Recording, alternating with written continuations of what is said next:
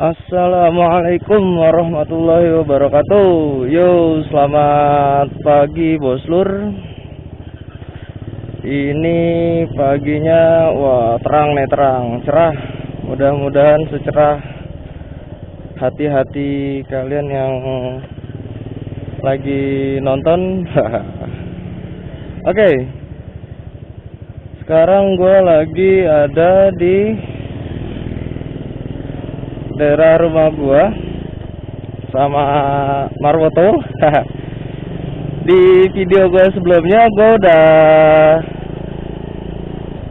review singkat si Marwoto ini, Honda C70 ini. Bicara review rasanya kurang afdol ya kalau kita nggak test ride sekalian. Oke, sekarang gua akan test ride dan gue akan nge-share apa sih kelebihan dan kekurangan si ini motor. Oke. Yang pertama gue akan bicara kelebihannya dulu.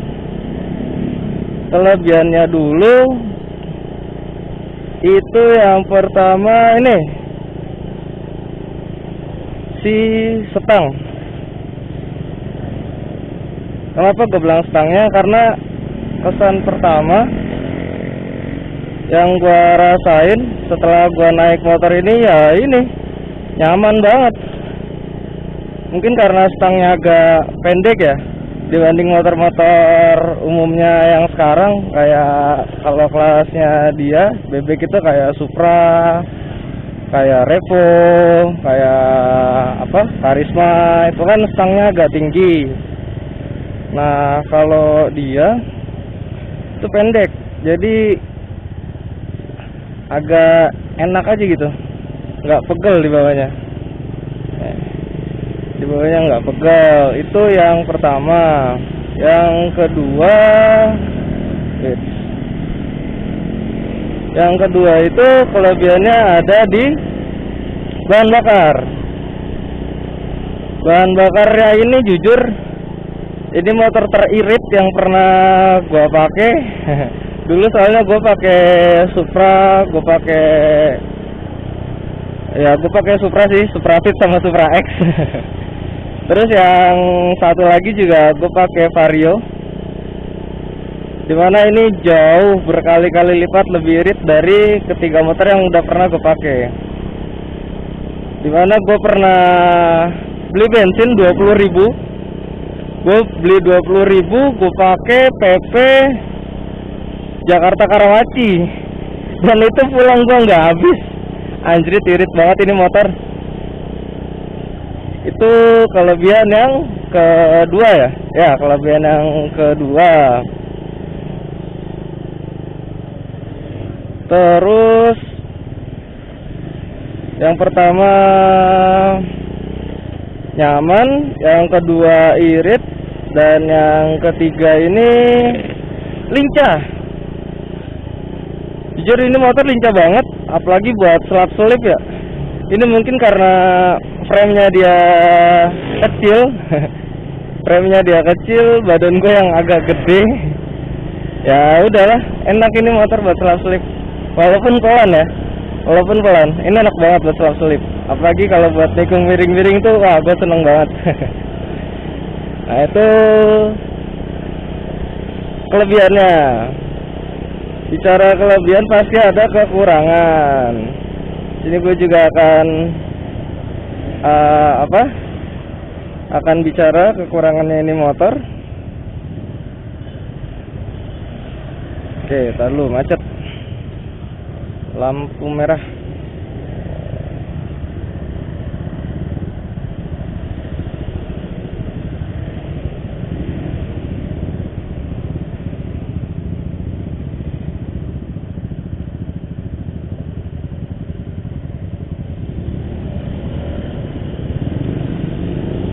Dan kekurangannya ini motor, yang pertama itu dari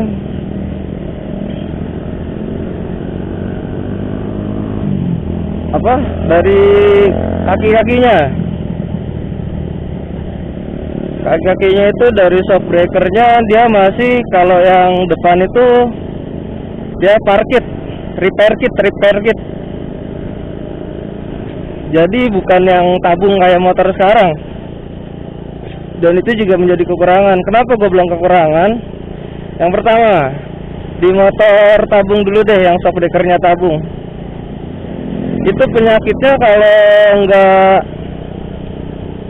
shocknya bocor, paling olinya udah kotor atau olinya udah nggak bagus.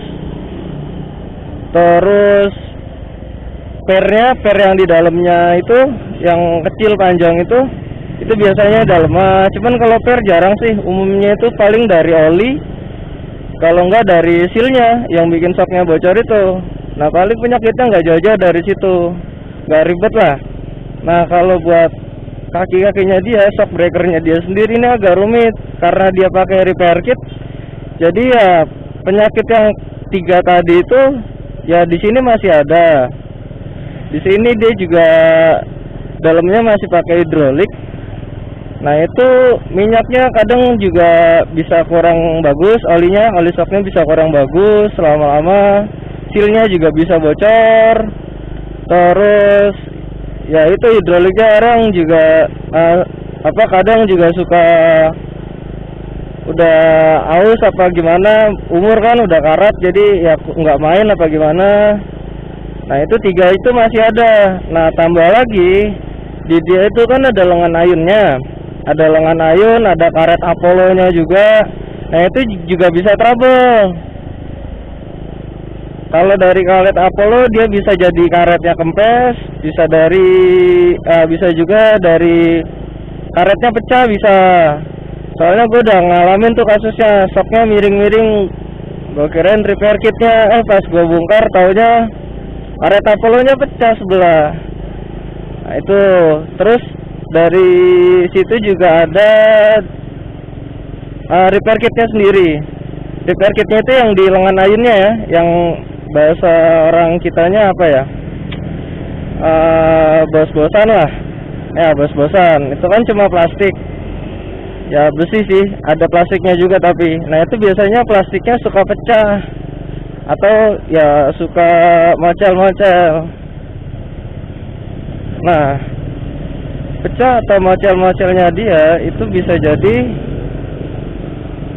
dari sering ngantem lubang. Makanya ini motor kalau gue saranin jangan sering-sering ngantem lubang atau jangan dipakai di jalan yang jelek lah.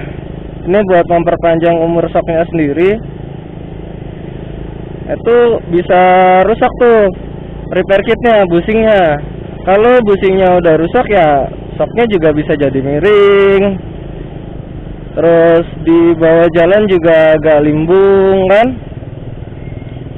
Itu penyakitnya agak rumit kalau shock mode repair kit kayak gini.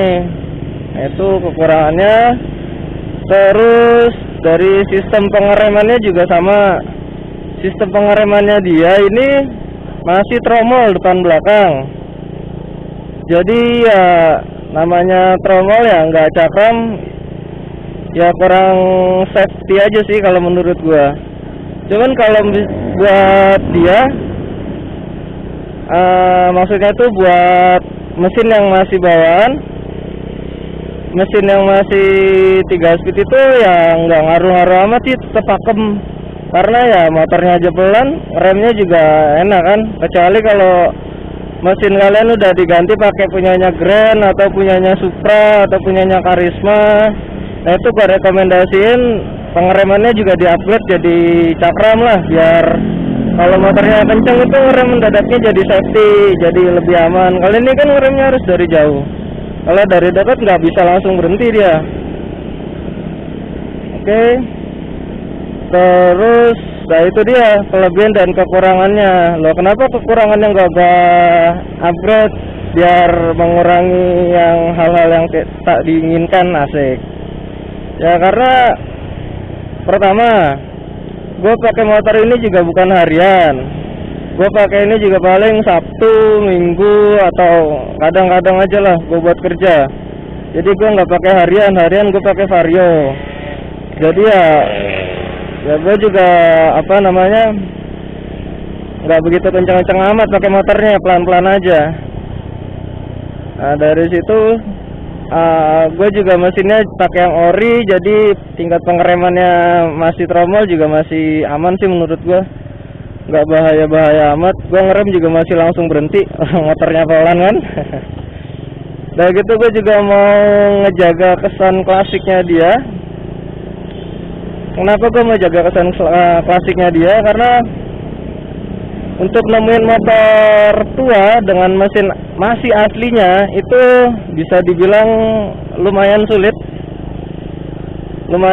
Kenapa sulit? Karena ya pertama partnya udah jarang. Yang kedua,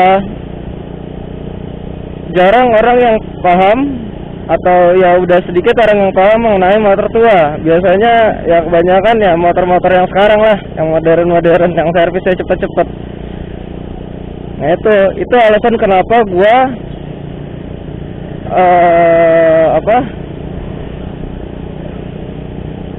mau ngejaga ini motor biar tromolnya masih yang pengeremannya masih yang tromol, shocknya masih yang repair kit, percepatannya masih 3. Nah itu yang pengen gua pertahanin.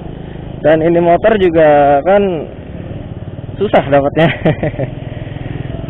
Dapatnya susah, nggak semuanya bisa dapat kayak gini, rapi kayak gini. Oh iya, buat yang nggak tahu, dulu gue juga dapat motor ini nggak sengaja. Awalnya tuh gue pengen main Vespa. Gue sempat cari-cari Vespa, dan yang gue srek harganya gila. Gue kan suka sama yang kecil-kecil ya, kayak PTS spesial atau paling enggak super apa sprint. Asli anjrit, harganya gila-gila. Makanya gua nggak sanggup. Nah kebetulan lagi buka Instagram, ada postingan motor ini. Loh kok gua langsung suka. Gua tertarik nih, kayaknya enak nih motor ini. Dan pasarannya juga nggak begitu mahal kan. Dulu gue juga beli ini, bisa dibilang bahan, bisa dibilang enggak. Kenapa gue bilang gitu? Karena gue beli motornya udah jadi, udah komplit. Cuman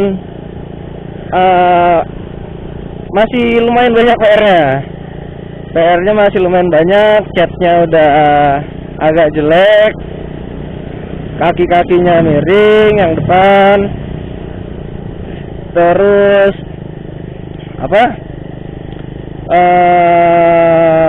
mesinnya juga lumayan parah, dimana kerak di mana-mana, bautnya banyak yang flek. Terus stehernya lecet,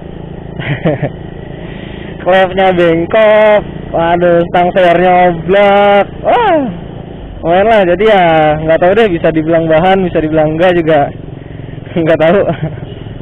Jadi mungkin segitu aja review singkat dari gua. Kurang lebihnya gua mohon maaf kalau misalkan ada salah-salah kata, ada informasi yang gua kasih itu salah, gua mau minta maaf. Sekali lagi, buat kalian yang suka videonya, dipencet aja tuh tombol like-nya. Kalau nggak suka ya bisa di dislike, nggak apa-apa. Sekian dari gua. Assalamualaikum warahmatullahi wabarakatuh. Dadah.